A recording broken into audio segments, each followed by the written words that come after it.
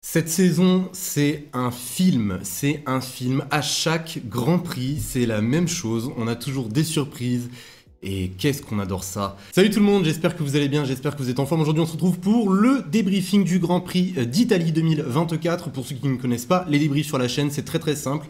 Dans un premier temps, le résumé de la course en images avec les faits marquants, voilà les moments importants de ce Grand Prix. Puis ensuite, dans une seconde partie, on entamera les tops et les flops, ce que j'ai aimé, ce que je n'ai pas aimé. Et je vous invite comme toujours à me laisser les vôtres dans les commentaires. Sur ce, ne perdons pas plus de temps, je vous montre tout de suite la grille de départ. C'est nul autre que les McLaren qui sont venus valider la première ligne à Monza, suivi par la Mercedes de George Russell, suivi lui-même par les deux Ferrari. On peut retrouver un petit peu plus loin Hamilton, P6, Verstappen et également Sergio Perez. Ça s'est très mal passé pour les Red Bull ce week-end. Donc ne perdons pas plus de temps, n'oubliez pas de liker, de vous abonner et on est parti pour le départ de ce Grand Prix.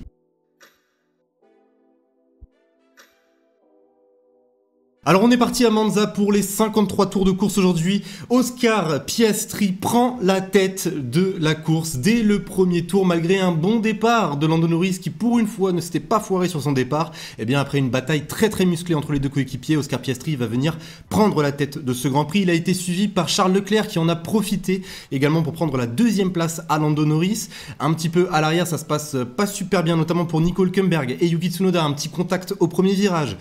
Également une erreur de la part de George Russell, voilà George Russell qui a tout perdu lors de ce départ, lui qui s'est un petit peu loupé au freinage, donc il ressort derrière même Max Verstappen. Au niveau des positions, pas énormément de changements, les positions vont énormément stabiliser, on avance de 10 tours au 11e tour, Sergio Perez passe George Russell au premier virage pour prendre la 7e position. Il faut savoir qu'à ce moment-là, George Russell avait certains dégâts sur son aileron avant, donc ça lui a posé un énorme problème. En début de course d'ailleurs, il va rentrer un tour plus tard, il ressortira P16, mais au moins il va changer son aileron avant.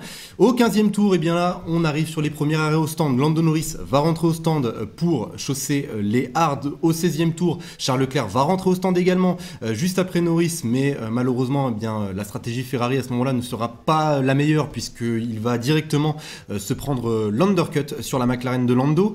Au 17e tour, c'est au tour du leader Oscar Piastri de rentrer au stand. Il ressortira bien évidemment devant Lando Norris, lui qui avait pris une très belle avance. On se retrouve donc avec Sainz et les Red Bull en tête. Cela ne durera pas puisqu'au 22e tour, eh bien, ça sera au tour de Max Verstappen de s'arrêter au stand. D'ailleurs, un très mauvais arrêt de la part de Red Bull. 6,2 secondes. On pourra sentir toute la frustration de Max Verstappen. Il ressortira P8 en pneu dur. Un tour plus tard, son coéquipier viendra s'arrêter également. Après 10 tours, les écarts se stabilisent encore une fois. Mais là, chose assez surprenante, une petite erreur de Lando Norris qui va lui faire perdre un temps assez considérable, notamment sur son coéquipier Oscar Piastri, ce qui permettra à Charles Leclerc de revenir directement derrière le pilote britannique. McLaren va tout de suite appeler Lando au stand pour le deuxième arrêt. Voilà, il va s'arrêter, il ressortira P6 en pneus durs. L'objectif est simple, aller au bout avec ses pneus durs. Au 39e tour, c'est au tour de son coéquipier de venir s'arrêter. Il ressortira P3 juste devant Max Verstappen et Lando Norris. Donc encore une fois, une bonne opération pour Oscar Piastri qui maintient son avance par rapport à ses concurrents. Au 41e tour de course, Lando Norris va venir dépasser Max Verstappen pour remonter à la P4. Au 42e tour, Max Verstappen va venir s'arrêter pour chausser les médiums. Il va ressortir P6. Et là, on assiste peut-être au plus gros coup de poker en fait de la saison, puisque Ferrari, là où on pensait tous que Ferrari allait s'arrêter pour un deuxième arrêt, eh bien non, Ferrari va continuer et mise tout sur une stratégie à un seul arrêt. Au 43e tour de course, il reste 10 tours à parcourir. Leclerc a 13 secondes d'avance sur Oscar Piastri. Leclerc réussira-t-il à tenir cette avance? Nous allons voir ça tout de suite, puisqu'au 45e tour de course, eh bien Oscar Piastri va venir dépasser Carlos Sainz. Carlos Sainz qui a été un petit peu le dernier rempart entre Piastri et Charles Leclerc. À ce moment-là, il reste 11 secondes d'écart entre Leclerc et Piastri. Au 48e tour de course, c'est au tour de Lando Norris de dépasser Carlos Sainz. Carlos Sainz qui malheureusement ne pouvait strictement rien faire, lui qui était également sur une stratégie à un seul arrêt. Là, les choses commencent un petit peu à s'envenimer. Oscar Piastri prend un petit peu plus de temps sur Charles Leclerc au fur et à mesure. Il grappille quelques dixièmes à chaque tour. Mais malgré cela, et au bout de ces 53 tours de course aujourd'hui à Monza, Et ça, je ne pensais pas vous le dire aujourd'hui. Victoire de Charles Leclerc qui s'impose sur les terres de Ferrari. Il s'impose devant les deux McLaren, celle de Oscar Piastri P2 et Lando Norris qui va venir prendre la 3e place sur ce podium. On est parti désormais pour les top flops et premier top. Et je suis extrêmement heureux de le mettre en tant que premier top puisque après une période très difficile, ça va leur faire le plus grand bien. Je vais bien sûr mettre Charles Leclerc. Charles Leclerc, mis à part la stratégie exceptionnelle de Ferrari de tenter un seul arrêt aujourd'hui, Charles Leclerc a été d'une combativité juste exceptionnelle. Il a tenu, je crois, 36 tours avec les durs jusqu'à la fin de ce Grand Prix. Alors, faisons quand même point par point. Alors déjà, ce que Charles Leclerc a superbement bien fait, c'est son départ. Oui, son départ qui lui a permis de gagner 2 positions. Il prend une place sur Lando Norris qui est gêné par son coéquipier et il prend une place sur George Russell qui loupe son freinage. Donc déjà, il se hisse à la hauteur des McLaren. Il tient le rythme des McLaren pendant environ 15 tours. Alors j'avoue ne pas avoir trop compris pourquoi Charles est resté en piste au moment où Lando rentre au stand, puisque l'undercut était forcément une option pour McLaren à ce moment-là. On en arrive maintenant au 33e tour, c'est là où Lando s'arrête une seconde fois. Là on pensait tous que Charles allait à un moment donné rentrer, comme ça avait été le cas au 15e tour. Eh bien non, Ferrari voit qu'il y a quand même quelque chose à jouer. Parce que je le rappelle, même si Charles était resté en piste et que les McLaren étaient revenus sur les Ferrari, eh bien normalement les Ferrari étaient censés retourner à la 3e, 4e place, puisqu'il y avait quand même un certain gap avec Lewis Hamilton. C'est pour cela que je vous dis que cette stratégie était juste incroyable, puisque même si cela ne fonctionnait pas, eh bien Ferrari revenait en fait là où ils étaient partis. Donc ils ne perdaient rien sur cette stratégie, ou du moins en essayant de jouer cette stratégie. Donc bien joué à Ferrari qui mérite amplement cette victoire. Voilà, aujourd'hui à Monza, 3e victoire de la saison pour Ferrari, 2e victoire pour Charles Leclerc. J'ai adoré. Franchement, j'ai adoré. Alors même si, bien sûr, on attendait Ferrari au tournant par rapport aux évolutions, puisque Ferrari a apporté énormément d'évolutions, même si je ne suis pas énormément non plus satisfait par ces évolutions, puisque je trouve que cette Ferrari est beaucoup trop juste, notamment en qualification.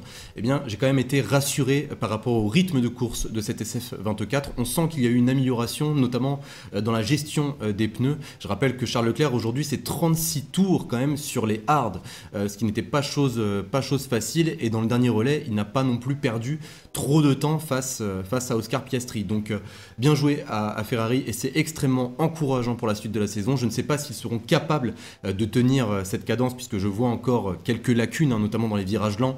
Le premier, deuxième virage, c'était très compliqué pour la Ferrari. Quand même, il y a du mieux et cette victoire va leur faire le plus grand bien. Autre top, je vais mettre Oscar Piastri et même McLaren en général. Il y a quand même eu le podium aujourd'hui pour McLaren, mais je ne suis pas non plus ultra satisfait de la performance de McLaren aujourd'hui. Je pense qu'il y avait mieux à faire, notamment vis-à-vis de la stratégie, puisque en fait Oscar Piastri, qui pendant un long moment était premier, s'est arrêté au même moment que Charles Leclerc. Charles s'est arrêté au 15e tour, Oscar Piastri au 16e tour, donc il y avait peut-être une stratégie à un seul arrêt à aller chercher. Finalement ça n'a pas été le cas. Alors Piastri s'est arrêté 2 fois aujourd'hui, il s'est arrêté au 16e tour et au 39e tour. Sur les 2 arrêts, il n'a jamais été mis en difficulté, que ce soit par Lando Norris ou par un autre pilote. Malheureusement, c'est son 2e arrêt qui lui a coûté la victoire aujourd'hui. Je mets McLaren dans les tops puisque je trouve que le travail a été fait au niveau du classement constructeur, mais par contre, la gestion de la course n'a pas été la meilleure. Ça, c'est sûr et certain. Tu peux dire ce qu'on veut aujourd'hui, mais la MCL38 était bien plus performante que la Ferrari. Donc,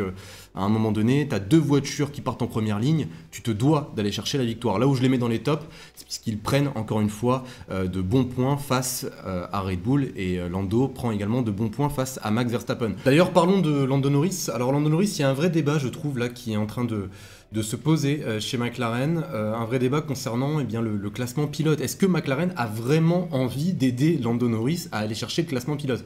Puisque là, si on revient très brièvement sur le départ, Lando, pour la première fois, ne loupe pas son départ. Il ressort premier à la fin du premier virage. Il se fait dépasser par son coéquipier au freinage, à l'inspiration, d'une manière assez musclée. D'ailleurs, on n'est pas passé loin du contact, ça aurait pu être catastrophique à ce moment-là pour McLaren. Je pense qu'à un moment donné, il va falloir être honnête avec Lando Norris et lui dire tout simplement que le classement pilote n'est pas une priorité. Moi, de ce que j'ai vu aujourd'hui, je n'ai pas l'impression que McLaren ait envie d'aider Lando Norris à aller chercher son premier titre mondial. Vous savez, moi je compare souvent là ce qui est en train de se passer entre Lando et Oscar à ce qui s'était passé auparavant. Dans une situation similaire, par exemple en 2021, je n'aurais jamais pu envisager voir Valtteri Bottas ou même Sergio Perez essayer d'aller de prendre la position à Lewis Hamilton ou à Max Verstappen, alors que l'un des deux est en lice pour jouer le championnat pilote. Je serais d'ailleurs curieux de voir comment McLaren va gérer en fait cet aspect après avoir dépassé Red Bull. S'il dépasse Red Bull, puisque oui, McLaren aujourd'hui est à 8 points seulement de Red Bull en 2 Grands Prix, après la reprise. Donc là, il en reste 8. Il y a de grandes chances de voir McLaren dépasser Red Bull dans les prochains Grands Prix. Donc j'ai vraiment envie de voir comment McLaren va gérer le cas de Lando Norris pour le championnat pilote après que le championnat constructeur soit entre guillemets validé. Donc cette gestion des pilotes est assez curieuse, je trouve, pour ma part. Soit ça nous plaît et on se dit, bon, au moins les 2 pilotes ont le droit de se battre, soit eh bien, on n'aime pas trop ça et on peut se dire que Lando n'est pas forcément très aidé par son écurie. En tout cas, pour terminer concernant McLaren, là on a eu une certaine confirmation à Monza, là où on les attendait un petit peu plus en difficulté sur des tracés avec de longues lignes droites, ce qui ne fait pas forcément partie des qualités de la McLaren, les lignes droites, la McLaren qui souffre d'une certaine traînée. Et bien là on a quand même la confirmation que malgré cela, la McLaren est extrêmement dangereuse. Juste pour vous donner un petit détail, la McLaren était la voiture la moins rapide en ligne droite, mais en fait elle rattrapait tout le temps perdu sur les lignes droites par les virages, par les sections un petit peu plus sinueuses. Par exemple, entre le virage 4 et le virage 7, elle gagnait 3 dixièmes au tour sur toute la concurrence.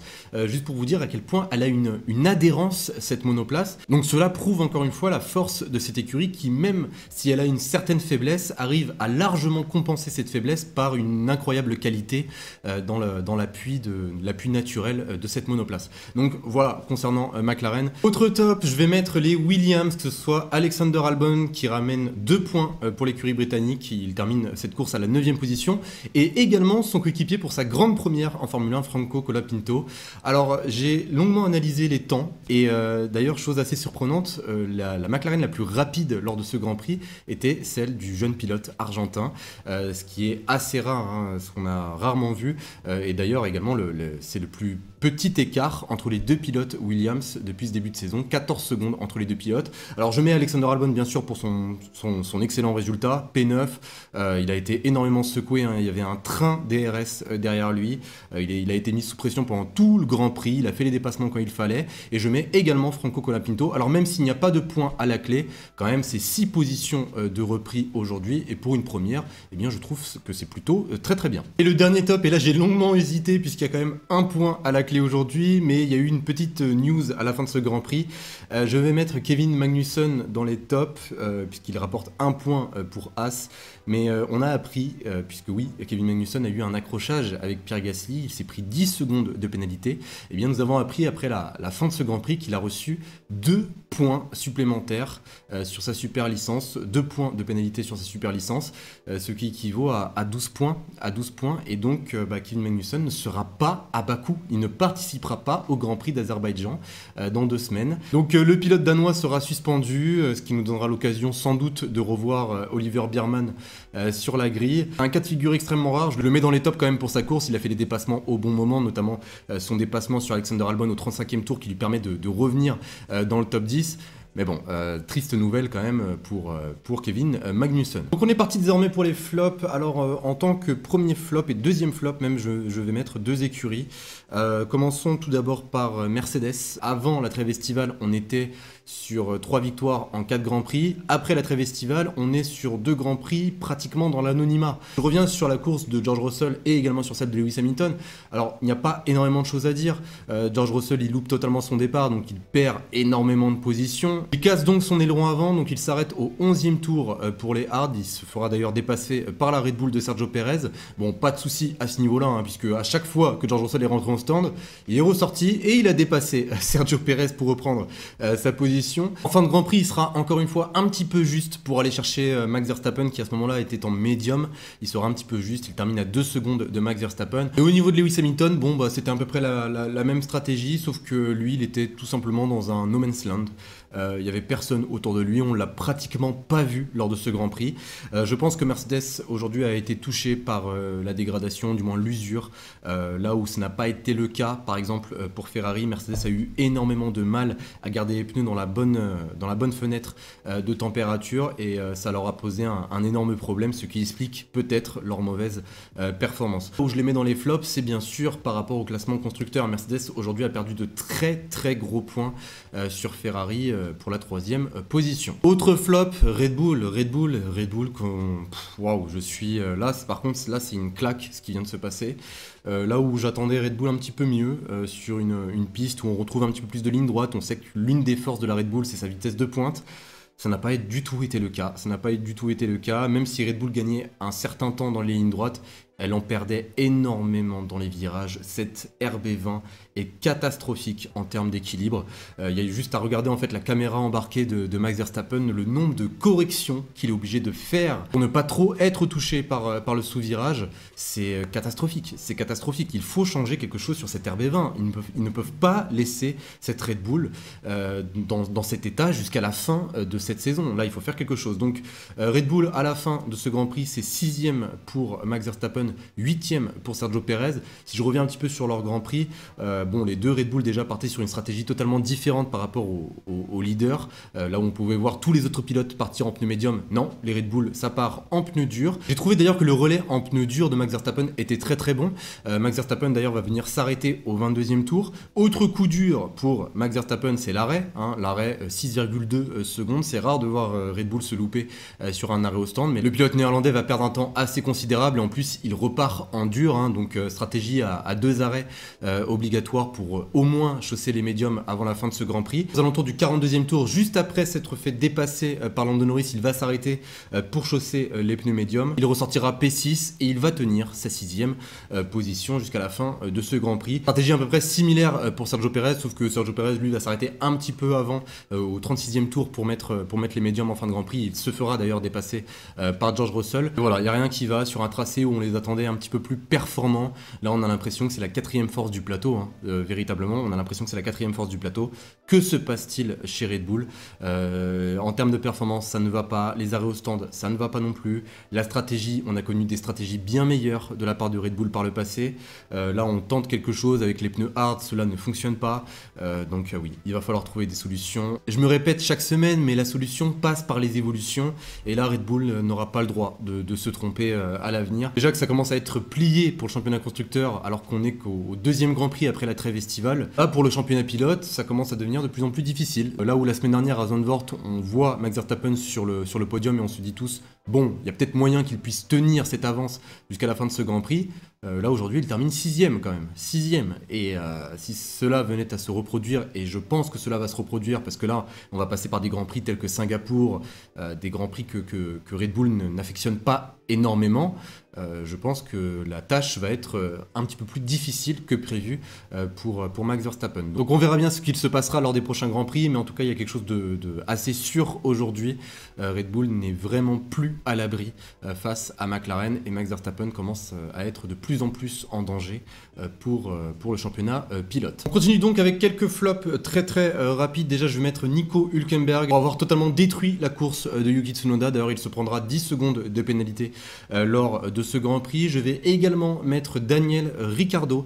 Daniel Ricciardo qui s'est pris plusieurs pénalités, notamment une de 5 secondes pour avoir percuté, enfin du moins mis hors piste Nico Hülkenberg en début de Grand Prix, et il prendra 10 secondes supplémentaires. Bon là c'est pas forcément de sa faute, c'est juste que lors de la réalisation de sa pénalité au stand, eh bien l'un des mécanos a touché la voiture, qui est totalement interdit. C'est pour cela qu'il se prendra encore une fois 10 secondes de pénalité. Je vais également mettre les Alpines. Bon, les Alpines, là on le savait déjà, de toute manière. Une bonne performance n'était pas très attendue de la part d'Alpine ce week-end. Alpine ce week-end avait tout misé sur un aileron arrière aplati, mais totalement aplati pour favoriser la vitesse de pointe. Alors ça les a aidés, hein, bien sûr, mais dans les sections un petit peu plus sinueuses, et bien là, c'est là où il y avait une énorme perte de temps. Donc, 14e position pour Esteban Ocon, 15e position pour Pierre Gasly. Vivement l'arrivée des futures évolutions concernant Alpine. Donc voilà les amis, concernant les tops et les flops de ce Grand Prix, je vous montre tout de suite à l'écran la situation au classement pilote et au classement constructeur. Alors là, on avance de plus en plus dans cette saison et croyez-moi qu'elle n'est pas terminée et je pense qu'on n'est pas encore une fois au bout de nos surprises. Sur ce, eh bien, je vous souhaite une excellente journée, une excellente soirée et je vous dis à très vite. Salut tout le monde.